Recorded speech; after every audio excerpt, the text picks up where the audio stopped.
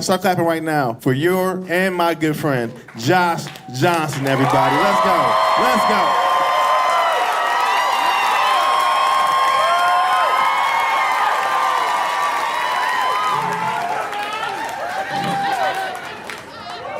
I try to be optimistic about things, everything. So I'm not complaining. I didn't know how to take it. I'm still sort of blown away by it. Trump and Mamdani met in the White House.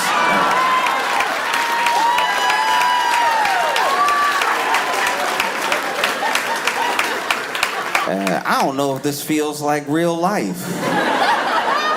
This is crazy. All right, in case you're not familiar with Zoran Mamdani, he is the mayor-elect of New York City. And he won the Democratic primary, and then he went on to win the mayoral race against not-so-stiff competition. No, it wasn't great.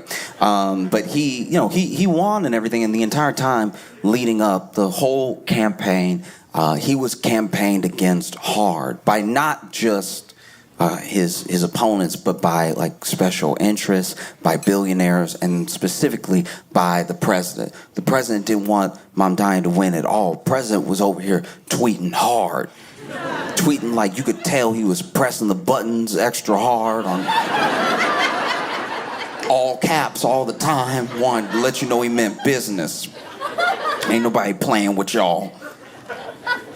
And so he was tweeting, and not tweet because he got his own thing, he got that Truth Social thing, but like nobody, I don't know anybody who downloaded it, so then everything he tweet on there ends up on Twitter, so he basically still tweeting, but it's just like he has a platform now where he's like the only influencer.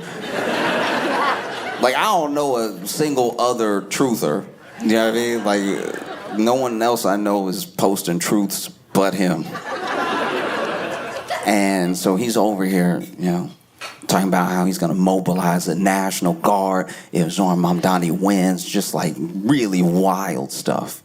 Really hates the idea of him winning. Zoran calls himself a democratic socialist, and Trump was like, no, he's a communist. He's a communist in disguise. It's like, I don't even know what that means. That's, I don't know. That's, okay, I guess. The man said free pre-K, and Trump was like, that must be communism. You know communists, those people that want everybody to eat, He wants a city-run grocery store or whatever. That sounds like communism. Get these communist apples out of my grocery stores. Just saying stuff that, I don't know, just didn't really make sense. And for his part, Zoran only really brought up Trump when asked. He wasn't just one of these people that was campaigning on, like, opposing Trump specifically. You know what I mean? Like, and it's wild that those two are supposed to go be in the same place. You know what I mean? That's wild. He invited him to the White House. Zoran better than me. I would have been like, nah, that sounds like a setup. I know a setup when I see one. Nah, I'm good. You're not gonna Fred Hampton me. No way. And look, I get why, like, I really do get why he would go, though. He is the mayor of a city with millions of people who need the resources of the federal government, resources that have been threatened. So I understand going. I'm just saying he's better than me. Much better than me. I've been invited to friends' houses and not gone because I'm like, I think they're mad at me. No, I think it's gonna be awkward. I don't know. Might be a tense conversation. Just stay home. But yeah, crazy. Because you gotta remember, leading up, it's so funny how how we treat political figures, and not just political figures, but even like historical figures, where there's these cutoff points. There are these checkpoints where we forget everything that happened up until the next point in their story. You know. So now that Mamdani won, a lot of the stuff people were saying, they're just not saying anymore, and everyone kind of forgot it. But you rewind like 2 months ago, hysteria, like real hysteria around the idea of him winning. You know, people were over here being like, Zohar Mamdani, he invented Islam. How we gonna let somebody like that be mayor? You know, if he wins as mayor, the whole country is gonna be under Sharia law. I don't think you know what a mayor does. You had people, this is worrisome. I saw this and I prayed it was fake, and it turns out it's true. The story was getting so much national attention, and everybody was following the race so closely that Tuesday, there were people in other states that went to vote for or against Zohar Mamdani.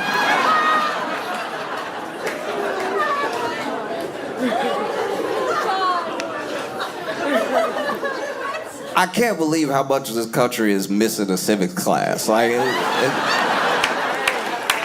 this is terrifying.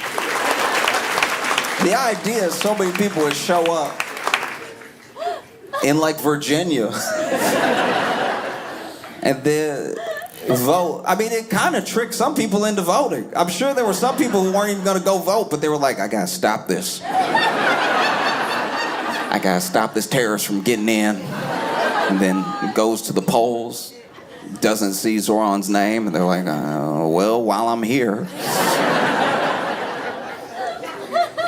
Oh, true hysteria around the idea. Because you remember, there were people who said if he wins, immediately New York is going to slip into the ocean or something.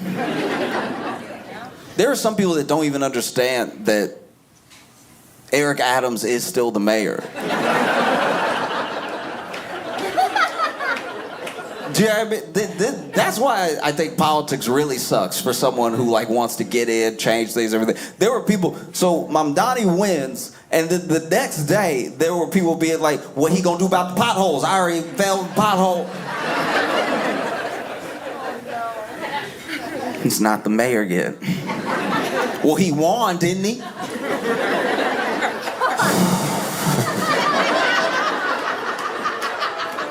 That dude's going to the White House to meet with the president.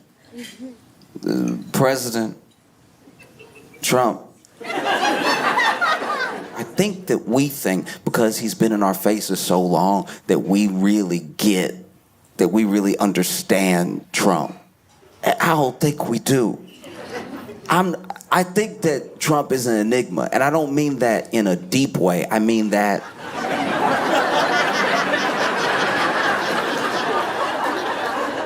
there's two ways to be like an enigma. You could be an enigma by being like a deep philosophical, like Alan Watts type that's just like looking at a star and just like pontificating for the rest of the night on like what it means to already be dead by the time we see you and be so far away, but it feels like you're in like my peripheral at the same time. But or you could be an enigma by just walking into a room and be like, blah, blah, blah, blah, blah, blah.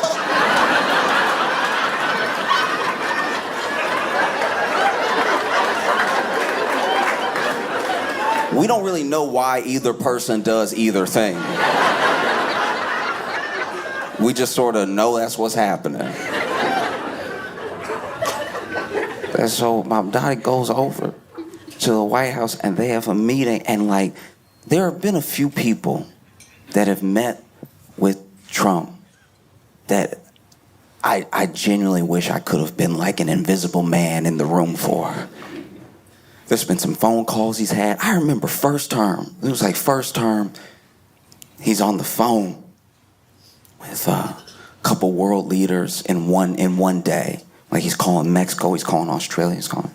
And it was the first time that we got a glimpse, because there were leaks of what the conversation was. It was the first time we got a glimpse of what it would be like for him to govern, you know? Because he was on the phone, he was talking about, you know, hey, look, I said, he's talking with Mexico, he's like, I said I would like get y'all to build the wall and everything. Just listen, just don't say you won't build it.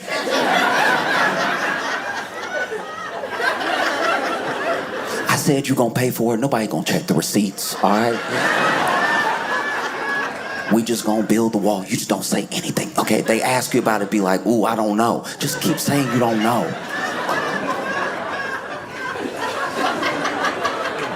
We gonna build the wall and it'll be fine, but just don't tell him. And sure enough, they leaked that conversation. They leaked the conversation where he's like, kind of trying to like make a deal, but isn't being the like, hard negotiator it seemed like he was going to be on the campaign trail, right? And that first term had a lot of leaks. Because then apparently Trump called again. It was like, what the hell, man? Thought you were chill.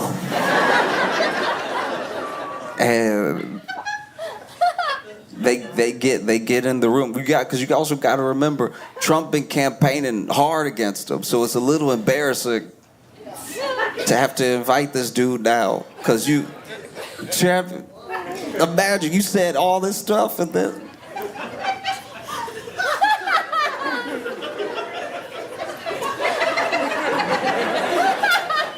Dang, y'all aren't gonna like this at all, but.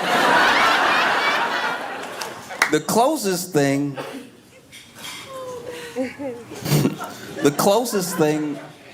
to what Trump must feel seeing Mamdani in the White House, even though he invited him, after campaigning so hard against him, and then seeing how many people love him and how well he could potentially do, the only thing that's even close to it, in high school, one of our friends got pregnant, right?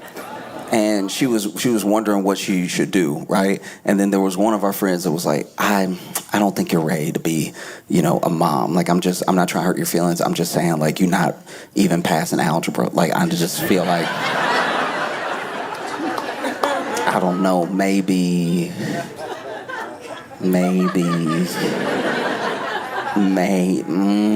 just saying. You were asking our opinion, I'm throwing my opinion out there. Maybe. And then, you know, she had the baby, right? And baby's doing well, she's doing well, and she's still friends with her friend.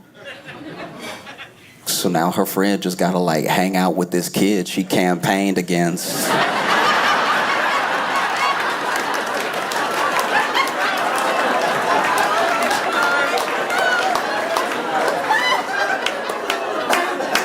That's tough. That's tough. You know? And so you would think Mamdani coming to the White House and meeting with Trump, I don't know, they're gonna get in a room and fight or something. I don't know. Like, because you gotta remember, Trump has been on like high alert. He been tense for a while. It's been bad. Everybody keep asking about Epstein. I imagine Trump try to go to McDonald's and order, and they're like, but what about Epstein? Do you know what I mean? It's a lot. And so he already on edge. This probably isn't the best time to meet him for the first time. That does just crack me up. Imagine Trump really trying to treat himself too, like taking himself to McDonald's in like his car, like not even being driven. And he's like, yeah, can I get 2 Big Macs and 6-piece nugget? Get a large Diet Coke, another large Diet Coke, and an apple pie. And they're like, sure, anything else? And he's like, a McFlurry, too. And then they're like, all right, Your order is 48.25. What about Epstein? Like, what?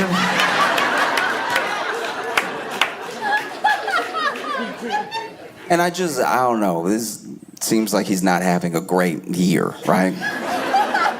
And now you're meeting him as somebody he campaigned against hard. And then they're in a room together. Nobody knows what was, like, the vibe in the room except the people in it, which I can't imagine there were too many. And then they left the room, and you're thinking, wow, this is it.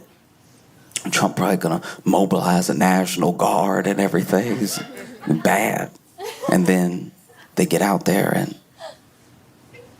it seems super friendly. It was genuinely insane. I didn't know how to take it. I've been trying to get people to stop fighting all year and listen to each other. There's two people who could be more diametrically opposed on the political spectrum do it, and I'm like, this is uncomfortable.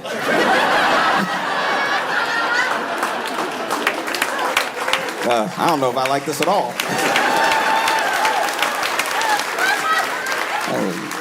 Deeply upsetting. And then, Trump's sitting there, Zohan standing there. That was a weird dynamic. That was like, that part was uncomfortable. I was like, he's got to stand at the desk like it's show and tell. But then, they're talking to the press, and it's like more than cordial. It's like he's really hyping Mamdani up. He's like, he really beat the odds and everything, and I admire him a lot. And he's over here doing his thing. Young man, bright future for the city and everything. And I was watching like, what?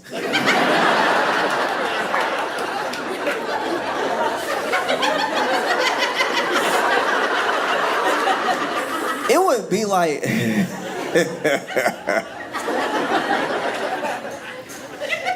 this feeling. I'm not even saying this is bad. I don't know if I can trust it yet. You gotta forgive me, I'm black in America. But I'm telling you right now, watching that press conference, it felt like, oh, y'all are pretty white. You'll understand what I'm saying. Okay. This feels like what I imagine y'all would feel like if you had all your friends come to Thanksgiving, and then just because of the seating, just by accident, your most racist uncle was sat next to your young black friend, right? And so you're expecting, oh no, this is about to be terrible. And then out of nowhere, your most racist uncle just starts talking to your black friend about a Tribe Called Quest.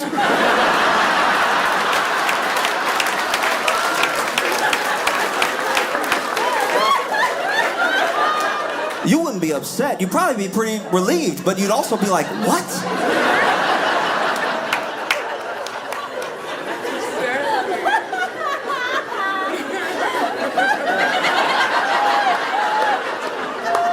How does he know so much about Tribe Called Quest? No. Whole thing was very weird, and I wasn't the only one that was weirded out. I wasn't the only one that was shocked. The media was also shocked. Shocked and seemingly a little upset. Because he's over here hyping Mamdani up. And I don't know if they got the first question, but I think they did. First question, New York Post was like,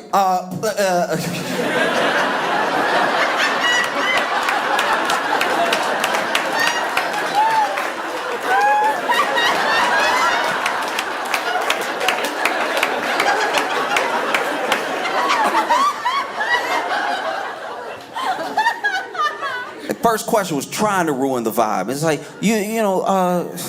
Mr. Mamdani, during your campaign, you called the president a despot, a fascist. Do you regret any of those statements? Did meeting him change your mind in any way? Or do you still hold those beliefs about the president who's right next to you? You know, like when somebody really trying to stir something up? You know when somebody's trying to stir something up and they do that thing where they're like, ooh, I wouldn't take that if I was you. Ooh, wow. They said that about my mama. I don't know what I would do if you, ooh, that's bad. Wow. No, you better than me. You better than me, because I'm not scared to slap somebody. You know what I mean? You see those people who really try to stir something up, they ask them, what do you say? And he was like, the president and I have had many disagreements, but I'm glad that we could have a meeting about the things that we agree upon, and it's a future for the city. It's to do well for New Yorkers, and I think that we can work together in cooperation. And then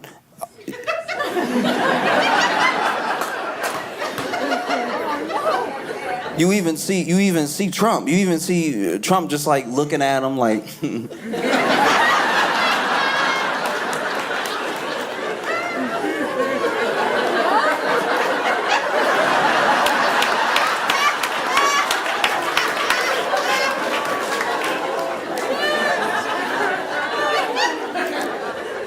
Then he finishes answering the question, and then Trump is like, despot, I've been called a lot worse. I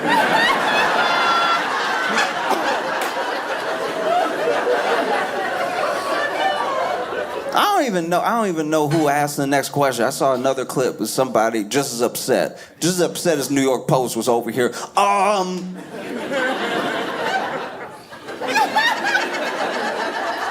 Newsmax or whatever, I don't know who it was, but they were like,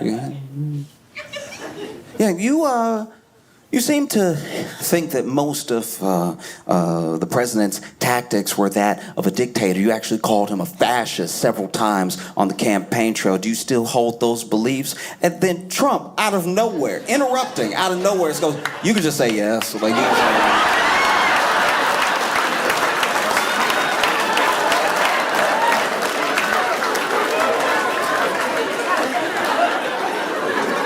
You can just say yes. It's easier. It's easier if you just say yes.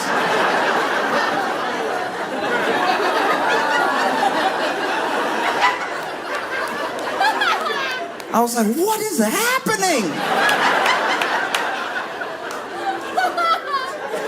This is crazy.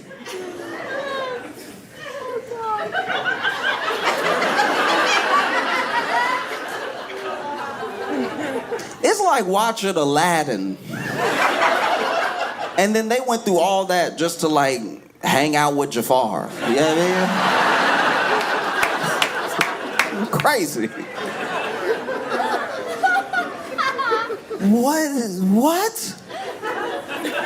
And look, maybe it's gonna be fine. I don't know. That was, I guess you can only have so much energy. You know what I mean?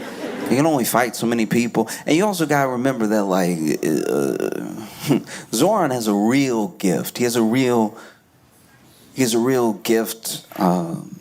He has real charisma. He has just a real presence about him. You know?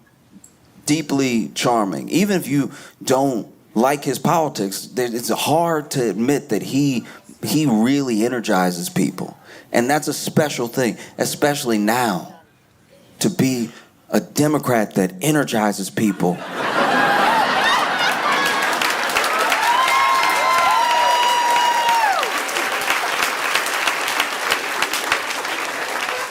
There's not many. There's not many at all. There's a depressing amount. There's actually so few that I'm genuinely worried about even the midterms. I don't know. This might be bad. Because, wow. Sometimes, especially when you see the top brass, you know what I mean? Like you see like Chuck Schumer or Hakeem Jeffries on TV and you're like, well, uh-oh.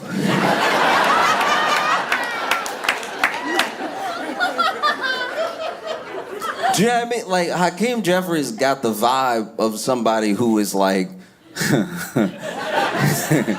even when he's like low-key trying to do the right thing, Hakeem Jeffries will step up and get in front of you in a way where you're like, oh, don't.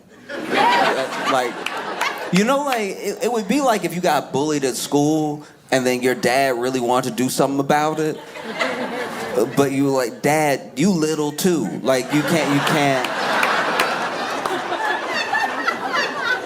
You know what I mean? Your dad's like, no, let me go talk to him, you know? And dad think that just because he a dad, he gonna talk to the bully and the kid's gonna be scared. And it's like, y'all eye level. That's not gonna work. And you know, what if he starts swinging? You anemic and everything, like you can't. And so a part of me does get how this could happen because Zoran's actually a charming person.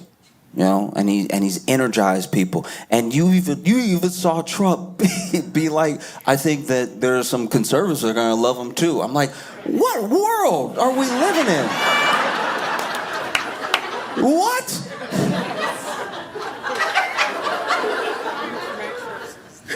It just it low-key feel like they got in that room alone and Zoran slipped Trump a 20. Like, it's just... what is happening? What did he say to him? But I get it, because, you know, he's actually, you know, charismatic person, and Trump is surrounded, especially in this second term, more so than the first. The first term, Trump was surrounded by... you know, some sycophants and everything, but mostly people who were very, very deeply qualified and boring. He started out with a bunch of people who really knew how to do the job, and he fired most of them almost immediately because they were like, oh, you can't do that. And he was like, get him out of here. He was firing people hard. That first term, remember, I don't even know how to say his dude's name right. Reince Priebus, what's his name? Reince Priebus. He fired that dude on a runway. Like that dude had to walk back from the tarmac. Maybe I'm imagining it, but I feel like it was raining. Like it was... And then he had to fire that dude that was the White House press secretary, Sean Spicer. And next time we saw Sean Spicer, he was on Dancing with the Stars. And we were like, how? You not even fit. Like, what's it? I don't even know who his partner was, but he was letting her do all the work. He was over here. He'd do that first twirl, and then she'd do 16 spins and come back around to him and everything, and he...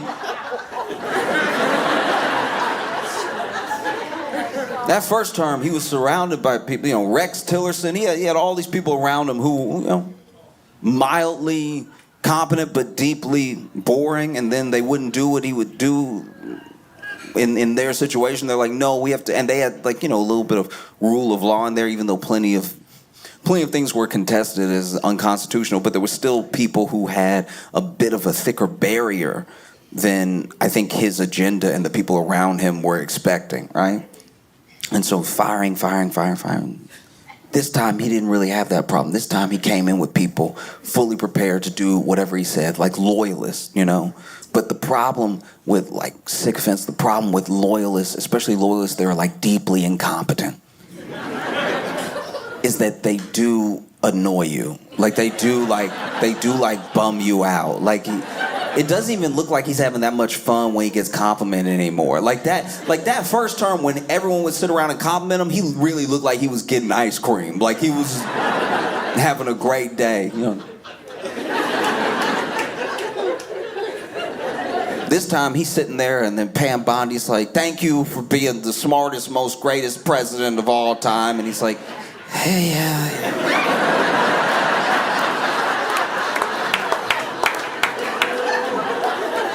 doesn't feel like she mean it. Like, so to have Mamdani, who knows? Maybe Mamdani like gave him a compliment that was like, oh, wow, you noticed?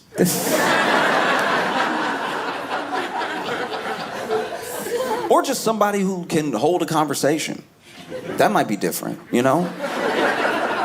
That might be way different. Trump, you gotta keep in mind how much Trump is surrounded by people who are charisma sucks. Like they just, like even when Trump is like trying to be funny, I'm sure they ruin it.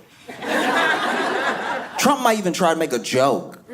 And then they don't know because they're trying to be a loyalist so hard, they don't even know he's making a joke. So then they're like, do you want us to do that? Do you want us to do...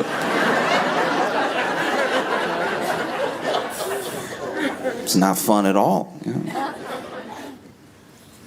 It is a funny idea to me though that maybe even for like who Trump is, he would rather hang out with Zoran than like JD Vance. Like it's like the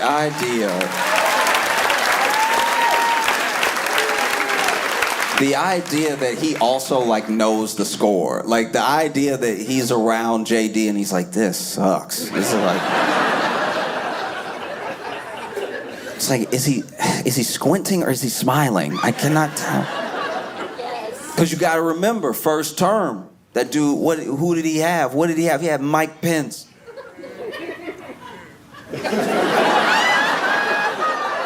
This man was trying to be president, had Mike Pence at every turn, just around the corner, like one of those kids from The Shining, just like, anything you need me to do, Mr. President?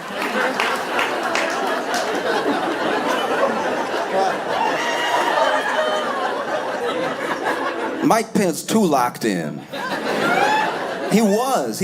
Like, even when he would do an interview, you'd be like, oh, this is maybe the most humorless person I've ever seen in my entire life. Like, at least JD is cringe. Like, he's, like, trying to be funny. You know, sometimes he'll tell a joke and he'll have his own laugh at the end of it. And it's like, yeah, that's not going to trick us into laughing. That's not how jokes work. There was that weird, he tried to tell some weird joke. I think he was talking to the troops or something. And he was like, you know, I asked my staff earlier, I was going over jokes. We were joking. And I asked them if I should do one of the jokes that I just told that we all laughed at. And they were like, sir, please don't do that one.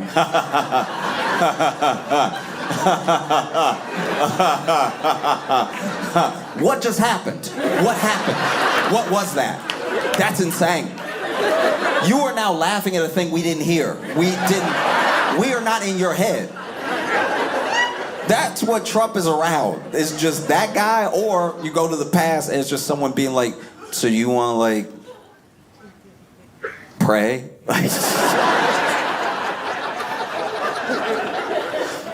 Apparently Mike Pence prayed around Trump so much Trump started bringing it up. He was like, you gotta get rid of this guy.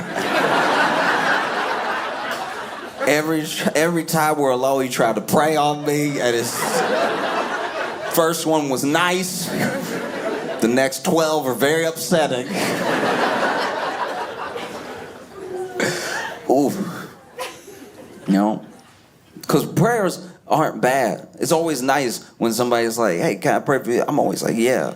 But if they were like, can I pray for you? And I was like, yeah. And then they prayed for me. And I was like, thank you.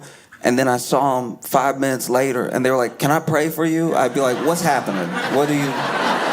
Now I feel like you praying at me. Like you, like... Now I feel like you prayed something and it didn't work. Are you trying again?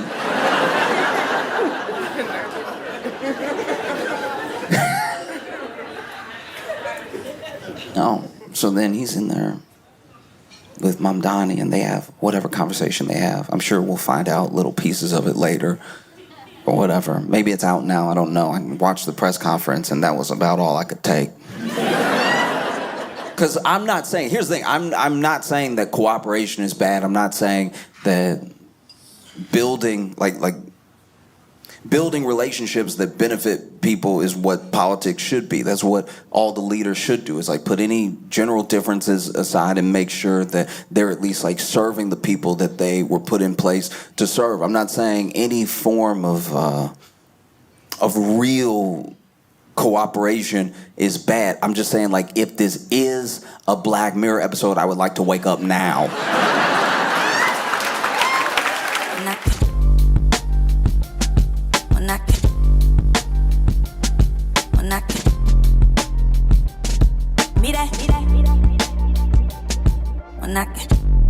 Have you ever seen a zoo lion roar?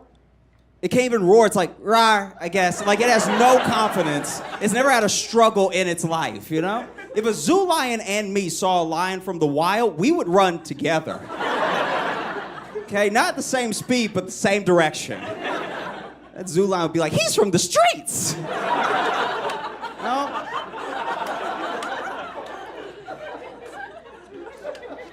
That's why I don't care. You know? That's why I don't care when people die at the zoo.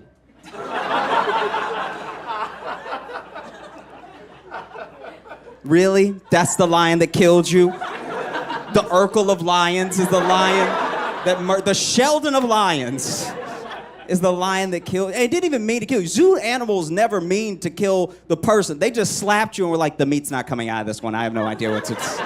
He's being difficult. Hey, thanks so much for watching. Please like and subscribe, hit the notification bell, and tell a friend. That would be a huge help if you tell people about it.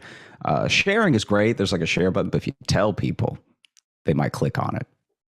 My man's grandma is a fiend. Okay, this dude from Chicago, his grandma gets so high, and she is like, and she doesn't have anything to do during the day, so her trips are like next level. She didn't have to worry about going to work. She didn't have to. Why wouldn't you when you get older? Like, why not just see what happens? I don't know. Her trips, I can't imagine. So anyway, the first time that she got high was from a brownie she didn't know was a weed brownie. And perfect. And so, you know, she went into. So then she just kept eating brownies, chasing that high, and she's like, they never got me there. No. Imagine, you think your grandma loves to bake now. So anyway, she went into his little stash of brownies or whatever, thinking like, oh, I'll just sneak one. And then he had to sit her down after he realized she ate one, because she started talking real weird. And I think that also when you're old and just your train of thought is going to be so different than when you're a bit younger, that there's a little bit of when people are already older, there's a little bit of how they talk to you that makes you think they're high to begin with. Right. Like, I definitely, when I used to visit my grandmother in the nursing home and I talked to other people, like other older people, you could have told me they were high and I'd be like, that checks out. Right. Because they are talking wild, right? Right. Anyway, his grandma eats the brownie. He realizes she's eating the brownie because she's just talking about how, like, what is it? She was talking about how, like, ooh, what I would do to George Clooney. What I would do to him. And then she started just rubbing the couch. And she was like, I'd take that little bit of beard he got. I'd take that little bit of beard and I'd just grab it. I get a little bit. I'm trying to do it. Don't make me laugh. Wait. I'm trying to do it.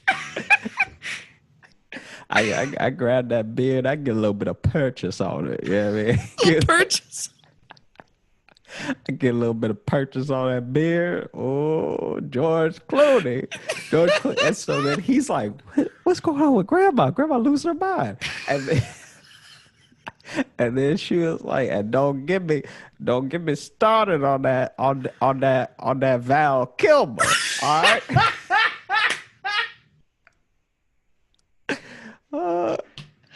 Like, I know he been a little sick, but I can make him feel better.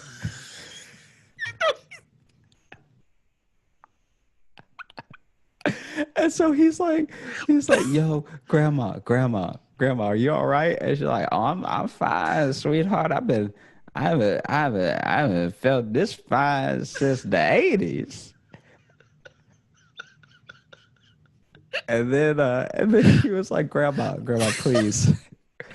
Look at me. And when she looked at her eyes had never been more dilated. Like, I don't even know if weed does that to you, but her eyes were just like, boom, right? And so he was like, Grandma, I'm gonna ask you something. I need you to tell me the truth, okay? And she's like, whatever it is, sweetheart.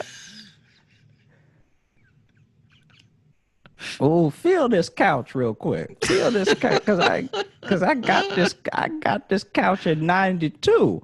And when I got it, it felt good, but it feels extra good today. I feel like I'm melted in this couch. Let me put my feet up for a second. And then he's like, Grandma, I need to know. In my little Ziploc of brownies, did you eat one? And you're like,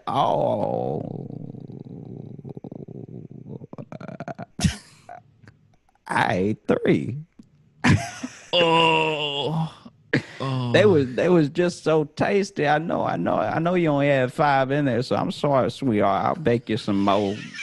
But ooh, child, I feel like I'm on the moon.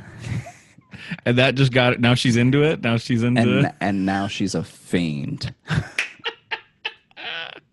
Especially the fact that it comes, because honestly, edibles are in the form that old people would like. Like make. I dare you to make an edible Werther's original. Ooh. You'll have every nursing home from here, from New York to Cali, will be high. And listen, man, when you're high, hard candies rule. Yeah, you're gonna end up taking way too many of them, to be honest. Right. Man, I don't know. This may not be funny, so I may cut this out. But I love that she said, "I know Val Kilmer's been kind of sick lately," which is in reference to his horrible throat cancer. That he's had to have his vocal cords removed. That's someone being, he's a little under the weather. The fact that she's like, I can make him better. I can fuck his throat cancer away. The fact, man. Oh, child, let me just, and then so she'll get high during the day, right? That rules. And if I had the power to bring my grandma back to life, the first thing I'd do is try to get her to smoke up. I mean, it's even better since she doesn't have to smoke. It's just edibles. That's even better too. And so then she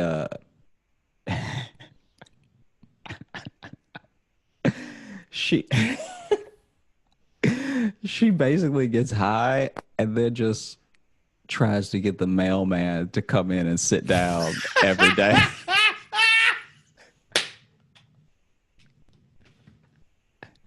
So she'll get super high, and then she'll try every which way. She was like, I want to leave a couple traps out there. You know what I mean? Get that mailman up in this house, you know, because ever since your granddaddy passed, you know, I've been getting a little lonely, and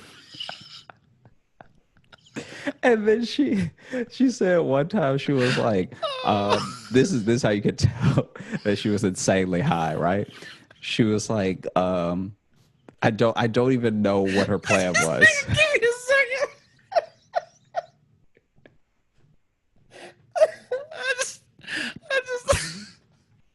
I love this incredibly horny and high grandma. It's just making my day. This old woman who just wants to take an edible and fuck the mailman. This is the greatest thing I've ever heard.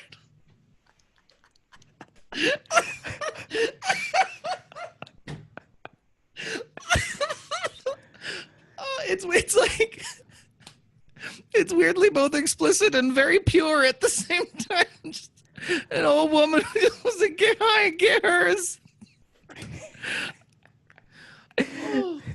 And so I don't know what her plan was, right? I don't know what she wanted to have happen. But she later told him, who then told me, that she was like, yeah, it was one day I took one of them little cookies, right? Took one of them cookies and was feeling Your voice is getting me too.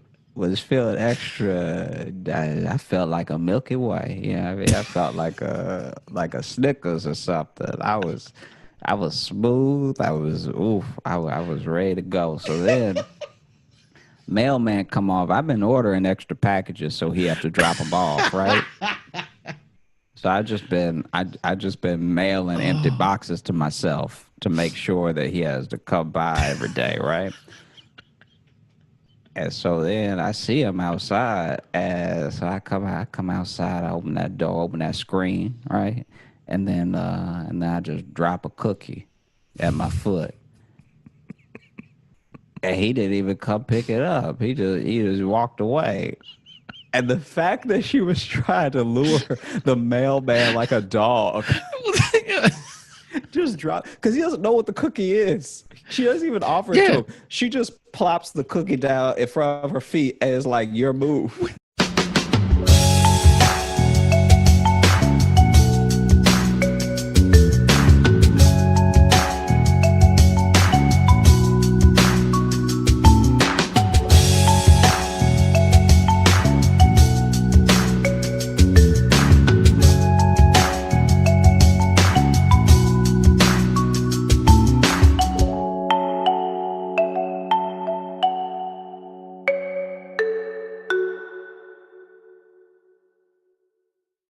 What about you? What's the bad intro you've got?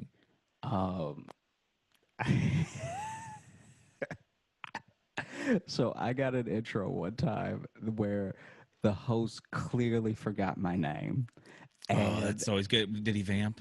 He vamped, and it was so bad. Yes. Because it was the type of vamping that happens when a person doesn't have enough black friends. Because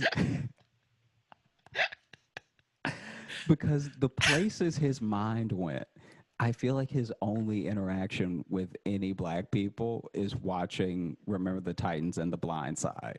Like that, like that's he just started shouting left side, strong side, left side. Because this guy, okay, so he's bringing me up and he's like, your next comic? Ooh, your next comic is as funny as he is black. No, really?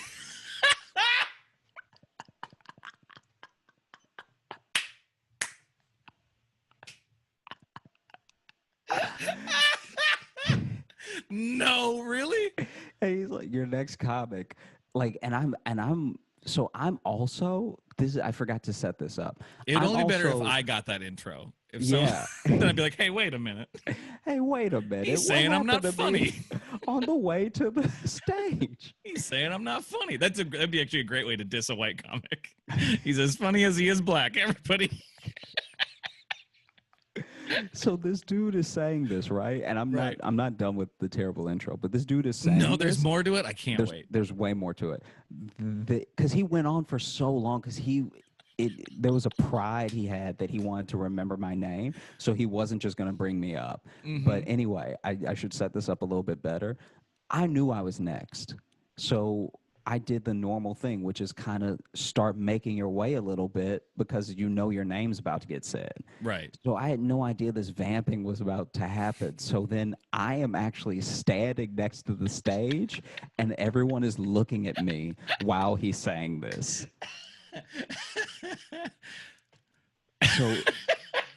So the guy's like, your next comic, your next comic is as funny as he is black. He real sweet kid, real nice guy, real sweetheart. You know, we had a great conversation about pecans earlier in the green room, and About pecans, is that what you said? about pecans. Like, yes, because we did, but also like that's The not nut. he is so clearly gonna try to use everything we talked about to remember my name. Yeah. Right. He's wearing jeans, which is just a he- sensible clothing option. They were invented, when they first, Levi invented the steel rivet jean, in the late 1800s. And then he like almost tries to do a joke, like in the middle of that, and then he's like, give it up, and then he tries to like rib me like we're friends. Oh, but that's even but better. you also don't know my name, so he's like, give it up for this pencil neck kid, Jack Johnson. There you go. And I was like, oh man, you were actually close. Like for all of that, oof. I was cleaning leaves off of this guy's roof. Like I didn't even know this guy, right? And I was cleaning leaves off his roof for a friend who had like, hey, you need some extra money? Do you want to do this thing, right? So it's like a friend of a friend. This is in Louisiana, or This is in Louisiana, yeah. Okay. And so cleaning the like leaves out of the gutters and just the debris off the roof and branches and stuff. And while I'm there, I slip and I fall off the roof, right? Jeez. And I fall off the roof. And luckily, this is one of those like novelty houses where the roof is like way too slanted and way too long. So it's not actually that, like, I'm still scared because I'm falling, but it's not actually that high of a drop, right?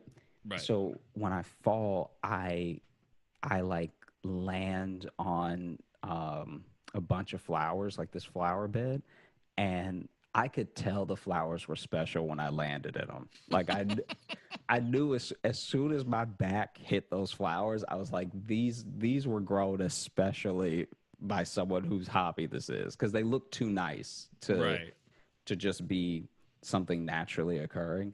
And I got out of the thing. I got out of the like flower bed and was just freaking out, trying to figure out how to both like get back on the roof, because I don't know why, but the dude like took the ladder with him.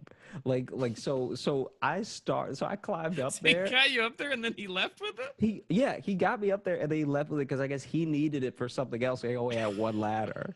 And so I didn't know how I was gonna get back on the roof, and then I also didn't know how I was gonna make this like flower bed situation better. And so then I saw what's the one? Is it still a garden hoe? The little handheld one with the 3 spikes? I don't know if that's called a garden hoe. I'm not sure what that's called. A But claw. basically, yeah, I grabbed one of the gardening tools that was like still laid out in the yard, and I just started digging these like tiny little holes and then putting my hand in the hole and just trying as hard as possible to make it look like a paw print. Cause I was like, if I can make enough paw prints now.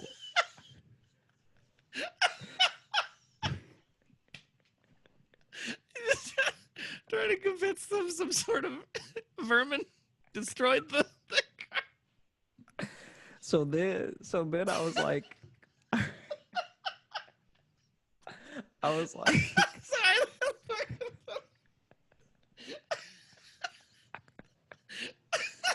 Keep going. I'm sorry.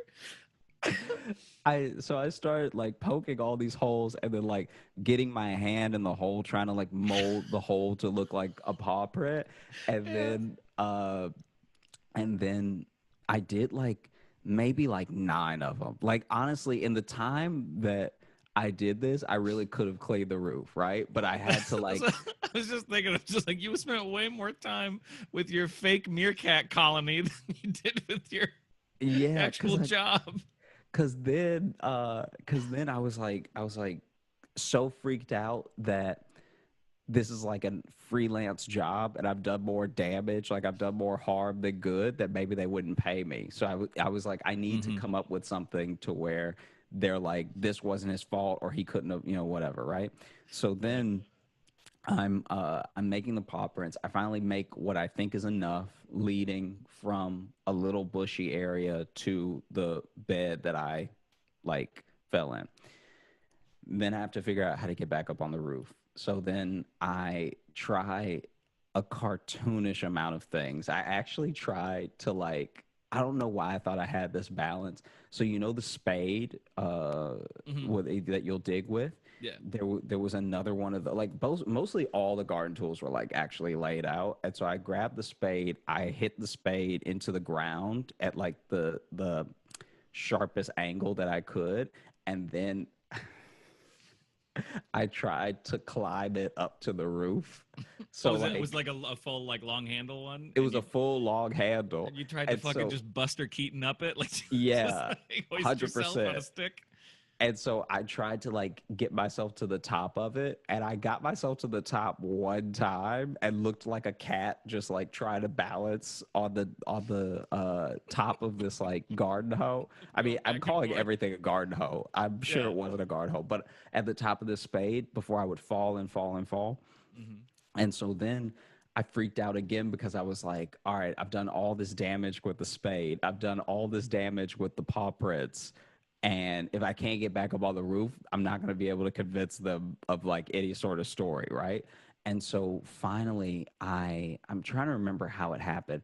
I basically like grabbed the fence and then got to the top of the like tried to like angle myself on the top of the fence with some balance and then jump from the fence to the lip of the roof, right?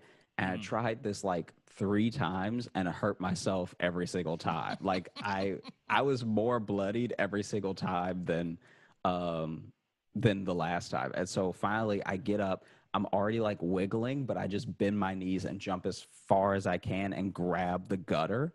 And when I grab the gutter, I hear a little pop because my weight is like too much for the gutter. Yeah, and so gutters are real flimsy.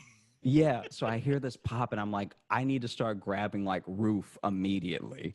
And so then I grab a little piece of roof and the little tile of roof that I grab starts slipping.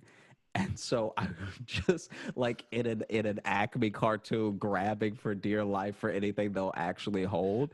And then I finally grab some like sturdy tile and start like making my way up. Like luckily I was still working out a lot when I lived in Louisiana, like while I was like still in college stuff. So I had been doing enough pull-ups that I could get myself at least stomach level up the roof and then just start kicking my way up, right? So then I like kick my way up. I'm back on the roof and I have to start doing the leaves and the branches and all the like gutter stuff all over again, right?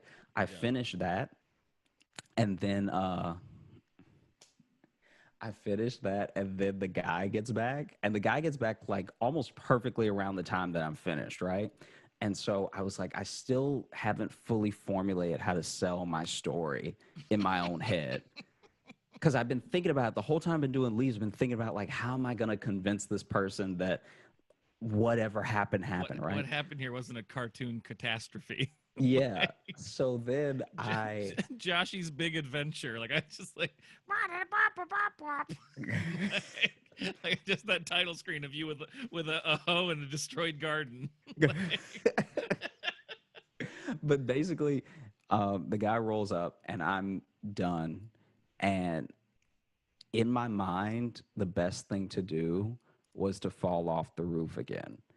And so I went to the lip where the loose tile was, and I made like a very audible, like, whoa, whoa, whoa, whoa, whoa. Oh, no. And then I kicked the tile off of that lip where the gutter popped and the tile was slipping. And then I like try to land on my feet, but land like right on my butt. It couldn't have. The only way it could have gone horribly is if I had landed on my collarbone or something. But I fall. Runs. No, there's multiple ways for it to have gone poorly. You were purposely falling off a roof. But I'm just saying for the angle that I chose, because he still couldn't see me whenever I did this. Like he was still at the front of the house, and I'm towards the back, right? So just walk me through again. Why, in your mind, was the right decision to re-fall off the roof? Why did you think like, oh, this'll cover it? This'll solve the situation. If I just throw myself, it comes back. Okay, it's gonna make sense in a minute. Okay. So then. So then I fall, right? He hears me yell and fall. So he runs down the side of the house to me laying on the ground, right? And I had to like extra sell it. Like I Family Guy, like try to put one of my legs behind my body, like really look like something might be busted, right? And then he was like, "Oh my gosh, are you okay?" Like, "Oh, I never should have taken the ladder." Like all this apologetic stuff, right? And I'm like, "I'm okay. I just feel so bad about that. I mean, I don't even know what it was. Was like, and I'm trying to get him to say it in case there's anything he's been dealing with. Like, is there like a dog or something you guys have been have been dealing with? Because this animal, I was finishing up, right? And this animal runs over and is just like bounding around in your yard. And then I was trying to throw something at it to get it to stop, and that's when I fell, right? Because so that way he would connect me falling with my story, right? Right. And then he was like, it worked out perfectly because he was like, that damn fat cat. He's like, there's an obese cat in the neighborhood that nobody wants to claim, but it's been wreaking havoc for months. And I was like, oh, that must have been what it was. I didn't get a good look at it, but I was trying to throw a stick at it or something to get it out of those beautiful flowers.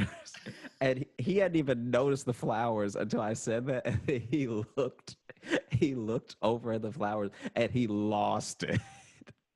He was like, my wife's gonna kill me. And I was like, I was correct in trying to make up a story because I've never even met the wife or anything, but I know that these flowers are just as important as I felt like they were when they were in my back. Well, you definitely got that cat killed, though. I mean, you put a target on that cat's head. I mean, maybe, but like no one knows when the cat comes and goes. It's one of the fittest obese like street cats is how he described it. Because he's like, it's fat, but it's still fast. Well, yeah. So ideally, nobody would, come after it. I mean, I commend you, like the leaps of logic that you took to be like, I know how to cover this. I never would have thought, like, I don't know, I'll dig holes. How old were you? So you were in college at this point. Yeah, I'm like 20. I'm like 21.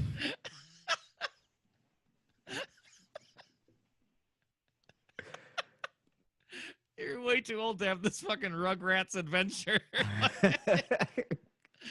No, I think, the cat did it.